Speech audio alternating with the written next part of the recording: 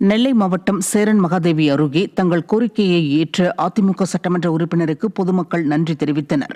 மேலச்செவல் கிராமத்தின் நடுவில் உள்ள கல்குவாரி குட்டைகளால் பல்வேறு பாதிப்புகள் ஏற்படுவதாகவும் அதை மூடித்தர வேண்டுமென்றும் அதிமுக சட்டமன்ற உறுப்பினர் இசக்கி சுப்பையாவிடம் அப்பகுதி மக்கள் முறையிட்டனர்.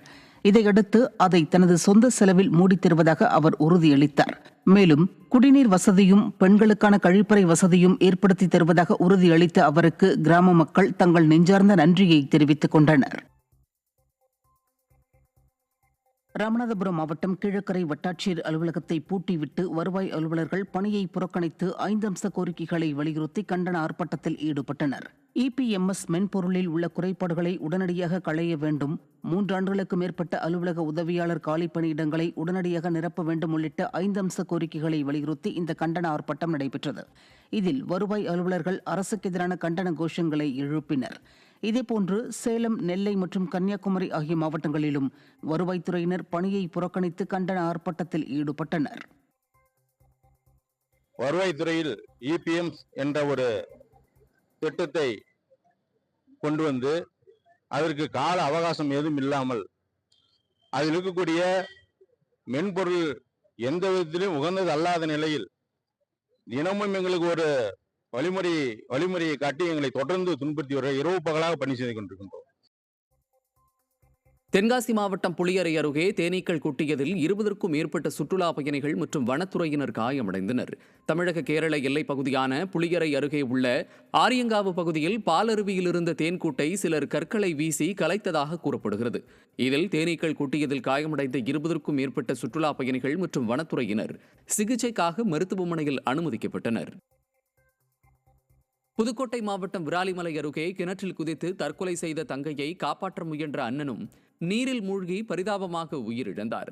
மண்டையூர் சோதிராயன்காடு பகுதியைச் சேர்ந்த மணிகண்டன் என்பவர் தனது தங்கை பவித்ரா இரவில் செல்போன் உபயோகிப்பதை கண்டித்து அவரது செல்போனை உடைத்திருக்கிறார். இதனால் அதிருப்தியடைந்த பவித்ரா கிணற்றில் குதித்த நிலையில் அவரை காப்பாற்றுவதற்கு கிணற்றில் குதித்த மணிகண்டனும் நீரில் மூழ்கி பரிதாபமாக உயிரிழந்தார். இச்சம்பவம் அப்பகுதியில் சோகத்தை ஏற்படுத்தியுள்ளது.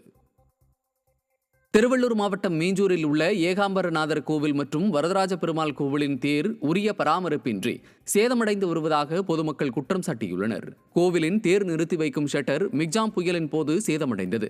இந்த ஷட்டர்கள் சரி செய்யப்படாமல் உள்ளதால் தேர் வெயில் மற்றும் மழையில் நனைந்து சேதமடைந்து வருவதாக அப்பகுதி மக்கள் குற்றம் சாட்டியுள்ளனர். எனவே திறனற்ற திமுக அரசு தேர் நிறுத்தி வைக்கும் ஷட்டர்களை சீரமைக்க வேண்டும் என பொதுமக்கள் வலியுறுத்தியுள்ளனர். ராணிப்பேட்டை மாவட்டம் சோளிங்கர் அருகே சாலை ஓரங்களில் கொட்டப்பட்டுள்ள இறைச்சி கழிவுகளால் அப்பகுதியில் நோய் தொற்று ஏற்படும் அபாயம் உள்ளதாக மக்கள் அச்சம் தெரிவித்திருக்கின்றனர். கூடலூரிலிருந்து ஜோதிபுரம் பகுதிக்கு செல்லும் நெடுஞ்சாலையின் இருபுறமும் கொட்டப்பட்டுள்ள இறைச்சி கழிவுகள் மற்றும் உணவக கழிவுகளால் அப்பகுதியில் கடும் துர்நாற்றம் வீசுவதாகவும் சுகாதார சீர்கேடு ஏற்படும் அபாயம் உள்ளதாகவும் மக்கள் குற்றம் சாட்டியுள்ளனர்.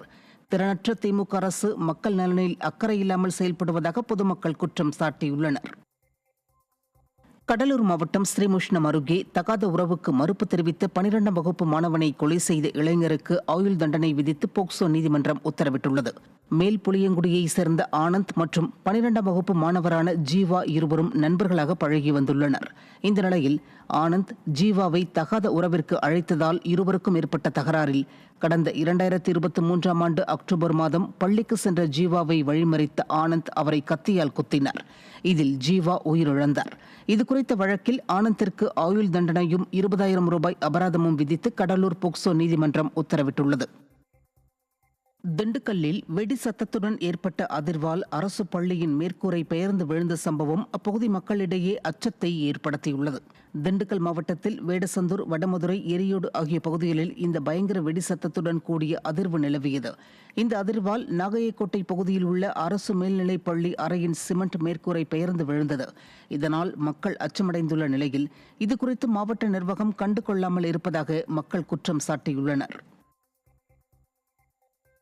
நீலகிரி மாவட்டம் குன்னூர் அருகே டீக்கடையில் சிலிண்டரில் எரிவாயு கசிவால் ஏற்பட்ட தீ விபத்தில் மூதாட்டி ஒருவர் காயமடைந்தார். பெட்ஃபோர்ட் பகுதியில் ஹரீஷ் என்பவர் நடத்தி வரும் டீக்கடையில் திடீரென சிலிண்டர் டியூபில் எரிவாயு கசிவு ஏற்பட்டு கடையில் தீப்பிடித்துள்ளது. தீ கடை முழுவதும் பரவிய நிலையில் அக்கம் பக்கத்தில் இருந்தவர்கள் தண்ணீரை ஊற்றி தீயை அணைத்தனர்.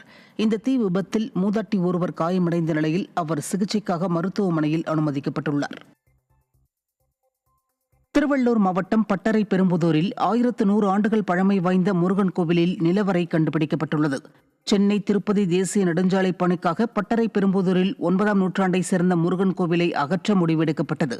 இதற்கு பொதுமக்கள் கடும் எதிர்ப்பு தெரிவித்து வந்தனர். இந்த நிலையில் கோவில் கருவறைக்குள் 1.5 மீட்டர் அகலம் 7 அடி ஆழமுள்ள நிலவறை கண்டுபிடிக்கப்பட்டுள்ளது. அதனை ஆச்சரியத்துடன் பார்க்கும் மக்கள் முருகன் கோவிலை அகற்றாமல் நெடுஞ்சாலை பணிகளை மேற்கொள்ள வலியுறுத்தி வருகின்றனர். கோயில் உள்ளுக்குள்ளேயே நிலவறை ஒன்று இருக்கிறது. அந்த நிலவரையிலே திருவாராங்காட்டுக்கு போகின்ற மாதிரி ஒரு சுரங்கப்பாதை இருக்கிறதாக பெரியவர்கள் சொல்லியிருக்கிறார்கள். ஆனால் அது உள்ளே யாரும் இறங்கி பார்த்ததில்லை. நிலவரை இருக்கிறதுன்றது எல்லாருக்குமே தெரியும்.